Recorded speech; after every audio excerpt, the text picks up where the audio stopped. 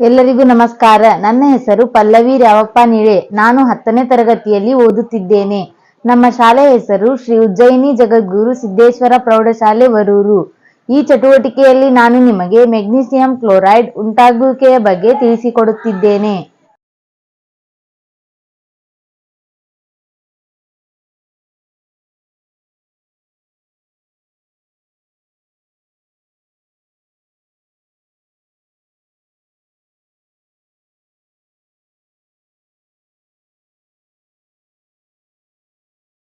ಮೆಗ್ನೀಸಿಯಂದ ಪರಮಾಣು ಸಂಖ್ಯೆ 12 ಅಂದರೆ ಮೆಗ್ನೀಸಿಯಂನ ಇಲೆಕ್ಟ್ರಾನ್ ವಿನ್ಯಾಸ 2 ಅಂದರೆ ಮೆಗ್ನೀಸಿಯಂನ ಅತ್ಯಂತ ಹೊರಕವಚದಲ್ಲಿ 2 ಒಂಟಿಯಾದ ಎಲೆಕ್ಟ್ರಾನ್ಗಳಿರುತ್ತವೆ.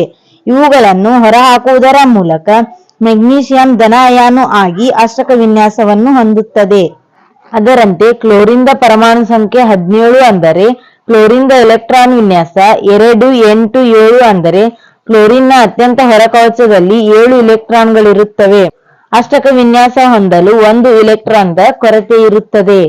ಅಂದರೆ ಮೆಗ್ನೀಸಿಯಂ ಹೊರಹಾಕಿದ 2 ಇಲೆಕ್ಟ್ರಾನ್ಗಳನ್ನು 2 ಕ್ಲೋರಿನ್ ಪಡೆದುಕೊಂಡು 2 ಕ್ಲೋರಿನ್ ಋಣ ಅಯಾನು ಆಗಿ ಉಂಟಾಗುತ್ತದೆ.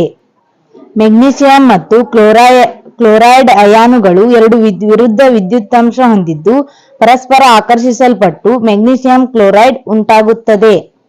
ಈ ರೀತಿಯಾಗಿ ಇಲೆಕ್ಟ್ರಾನ್ಗಳು ಲೋಹದಿಂದ ಅಲೋಹಕ್ಕೆ ವರ್ಗಾವಣೆಯಾಗುವುದರ ಮೂಲಕ ಉಂಟಾಗುವ ಸಂಯುಕ್ತವನ್ನು ಅಯಾನಿಕ್ ಸಂಯುಕ್ತ ಅಥವಾ ಇಲೆಕ್ಟ್ರೋವೆಲೆಂಟ್ ಸಂಯುಕ್ತ ಎಂದು ಕರೆಯುವರು.